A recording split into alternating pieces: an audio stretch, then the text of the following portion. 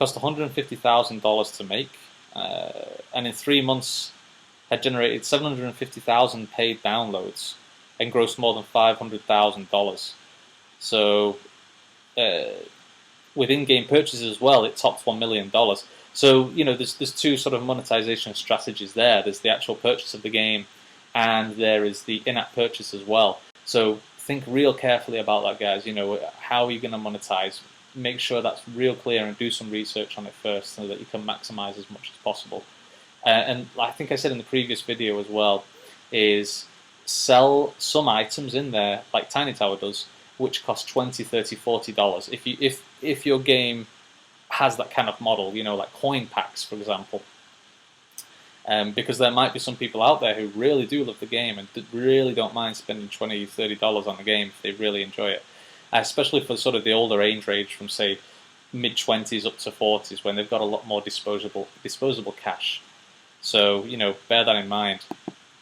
Another example here is they just passed the $150,000 milestone from Apple, and the costs were $100,000. So I don't know how long this is, how long it took them to get to this level. I've not actually checked this, but they're already in profit. But as you can see from this game here, the name of the game is War Game, but it obviously looks like quite a big game in terms of complexity and development costs. Probably server-side costs are in there as well. You have to get the server, you have to constantly update the game. There's a lot of things to do, and there's a lot of how do you say, like, ongoing live updates in the game as well. And so that $100,000, it'd be great if that was just raw profit, but of course there's a constant payment to the team and so on. One of the more independent developers that I read about recently, and I read this one a while ago and I actually just found it now as well. But to summarize this one, he basically put, I'm just going to find it here, sorry, I'm just looking for it. So it generated over $21,500 in a period of 10 months. So I actually think that's pretty good compared to most independent developers out there. I think I've not played this game Flower Garden before. I remember seeing it, but I've not played it.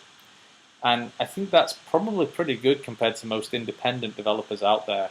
And when I'm saying independent, I'm talking like, say, teams of maybe 1, 2, or 3 people who have no sort of like financial backing from a publisher or anything like that. We're not talking published games here through, say, Chilingo or EA. Chilingo is part of EA, or any other sort of larger publisher. I'm talking about just self-published games and self-marketed games here.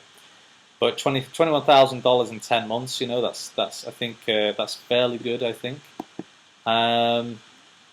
this is a pretty interesting report here that I'd read, and I just came across this a few hours ago as I was sort of doing a little bit of research, and the mean average revenue for those surveyed was $165,121, $86,315 per game.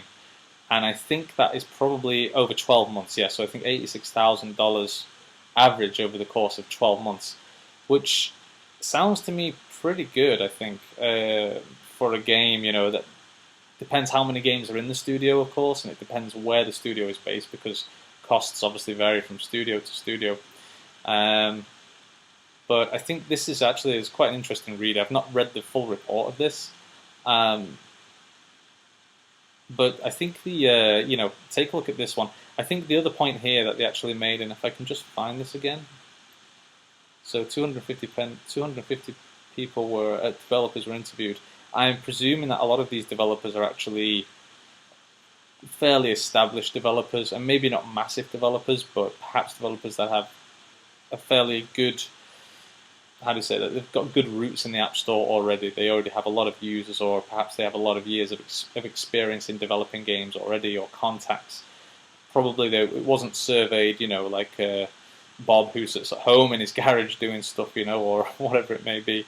I certainly wasn't interviewed for this one. So just so you know, like when these reports are released, $86,000 a day, are we talking the medium sort of level developers there? Are we talking the independent starting level, or what are we talking about? So this is an interesting point here as well, is 20% of iOS game developers are making 97% of the money. So that goes back to what I was saying before about the App Store being very top heavy. So obviously be aware of that. So when you read the big money stories, obviously bear in mind that this is one of those very top heavy industries. So take it with bearing in mind how much money you could actually make, and then bring down your estimates a little bit so that you're not going overboard in terms of development costs or marketing or whatever your plan is to monetize. So the other one that I came across on the Unity forum as well, this is kind of useful, but it gives an idea of sort of revenue through iAds. iAd actually is the Apple advertising network that was, I think it came to life roughly a year and a half ago, sort of early 2011 perhaps. So I think back then it was actually making more money. We use AdMob for all our ads now, because on AdMob it's basically worldwide and you can deliver ad impressions to games worldwide. I think iAd at the moment is kind of limited. For example, in China we can't get iAds as far as I'm aware, but we can get iAds in the US. But you can get AdMob ads inside of your games in China. So, for example, this guy, 3 days, and this is very independent developers, I think, from the Unity community. In 3 days, they made revenue $6.21. Yeah, that sounds about right for a small game. Very independent game. 4 days, they made $8.30 in revenue in ads. This one did quite good, actually, I think. And Crazy Snowboard, iAds US date, July. So I don't know how long this is. Sorry, I don't know how long this has been written. Dated July 7th to the 25th. I think that's what it means. So roughly, what were we looking? 18 days. It made $777. That's pretty good, actually. I think that's quite high. And during July 7th, So yeah, just to confirm that point there.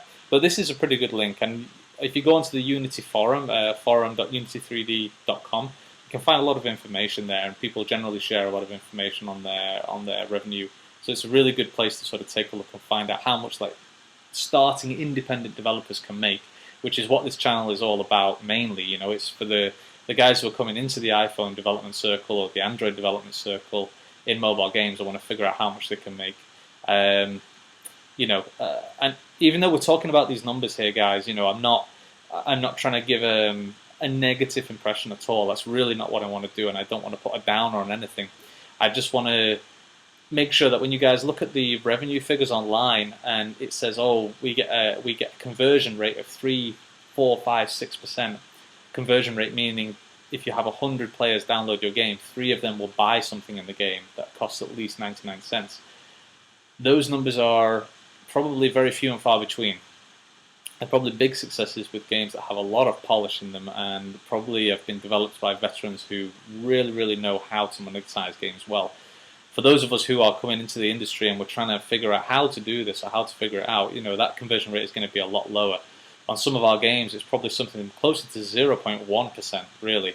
For example, one of our games, which is, for example, like AimX or Accelerate X by our studio Cobalt, the conversion rate is roughly around 0.1%.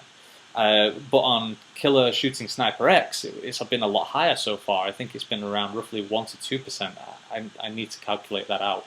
If you're interested, let me know. But the reason is Killer Shooting Sniper X has gun items in the game. The other games don't. So when the player sees a gun item, they know a gun, it's a real-world object. They know what it can do in terms of it's got more firepower, it's going to do something a bit stronger.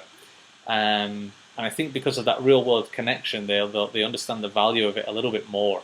Whereas the other things are stuff like, unlock the wave bomb or something like that, or unlock an extra pong ball or something. It's kind of a little bit more abstract, and I don't think people really connect with it as much. So I learned that a lot with the latest game that we actually developed, and so that's kind of directing my development process now as well with Cobalt Play. So that's a really interesting learning point from us. So check out the making of Killer Shooting Sniper X as well, which is a series of videos on our channel. But anyway, guys, I think I'm just going to check my points. I think I pretty much mentioned everything. Just the last couple of points, and whilst we're on the subject as well, is have a good think about you guys who are beginner developers, or maybe even intermediate developers who have some experience. Have a think about your business model in terms of, do you want to make something fast and get it into the market and making money fairly quickly? Or do you really want to spend a lot of time and polish something, make it really, really, really, really good, and then release it and, have a better game in the market, basically? There's sort of two ways, and I know people say polish, polish, polish, polish, polish, make a great game. The problem is, though, it's difficult to say exactly what is a great game and what is good polish and what will monetize well. And my friend who had polished a lot and it spent 20,000 euros and then they made 450 euros over the course of 2 months. That's a polished game, in my opinion. It's a good game. So, but obviously the revenue is a lot lower and it can't cover the team. But on the other side of things, with our first game, Accelerate X, which I built in roughly 24 hours, and that started to make revenue within the first day, and it was not big revenue, but I was able to make a set of series of games that kind of followed that same theme. So Aim X, Accelerate X, Ascend X, the X series of games, including Killer Shooting Sniper X. Those games were made in roughly 1 to 2 weeks, about no more than 2 weeks at all. Now, they're not the most polished games in the world, and I know this, but people do enjoy them. We get a lot of high-star ratings and a lot of great comments because the style is a kind of retro arcade style that people do enjoy, especially sort of the older generation. So, it really depends. Think about your business model. Are you looking for something fast? My opinion is, if you're new in development, is go through the cycle. Get something into the store, get it making money fast, and the money might not be big, but you're learning the process very quickly, and you're figuring out like what's working and what's not working, what items are being sold, what items are not being sold, what worked, what didn't work. Whereas if you're going to sit around with a team of, say, 3 friends, do something for 5 or 6 months, and then it just kind of flops, your heart's going to be broken. And that's just my personal opinion, and the way I like to kind of do things is I like to test things, put them in the market, find out what worked, find out what didn't work quickly, and then quickly iterate on it and improve on it, and then spend more time to make a more polished product. The big thing is for these sets of videos, guys, is I'd really like to know, what you guys think about this, and if you can share some of your revenue stories as well. That would be great to know, because I think a lot of people are interested in this video, and please drop a comment down below, and tell us how you've done. You don't have to give very specific figures. It would be great just to sort of get an average of, say, conversion rate, or whether you found ads to make more money, or whether you found in-app purchases to make more money, or whether it was the US or China that made you more money. The biggest sales that we make right now are China, for sure. Sorry, not China. That's actually the US, for sure, followed by the UK. And so, that would be great to know. So please drop a comment, guys, and ask me any questions as well. I'll be happy to reply and answer as much as I can. So, as well, as always, great doing this video for everyone, and I love talking to you guys, and I'm so happy to have you subscribers coming in and comments, and it's really sort of keeping me juiced about making these videos. So it's great to see it. Please, as always, leave a comment down there. That really helps. Please tap on that like button down there as well. That's just one tab that really, really helps as well. And if you can share it on Facebook, that's even better, guys. That really, really helps us. To share it, all you do is click on the share button down there, click on the Facebook button. Your little Facebook pop-up thing here will pop up. Mine isn't doing it right now. But then just click on share on the bottom right-hand side, and then you share it on your Facebook wall, and that really, really, really helps us. So, I want to thank everybody again. Check out the other videos in the series, guys. We've got the Pong tutorial that's being updated soon. The Killer Shooting Sniper X video, we're going to be doing an update for that one soon. So check that out. It's going to be interesting, and we're going to be doing some more viral content inside the game, like how to get the game passed around to friends, and how they, so you can unlock hand grenades or rocket launcher. I'm still thinking about how to do that, but I think that might be interesting for people as well to find out. But for now, guys, I hope you're all well. Have a great week. Happy developing, and I will speak to you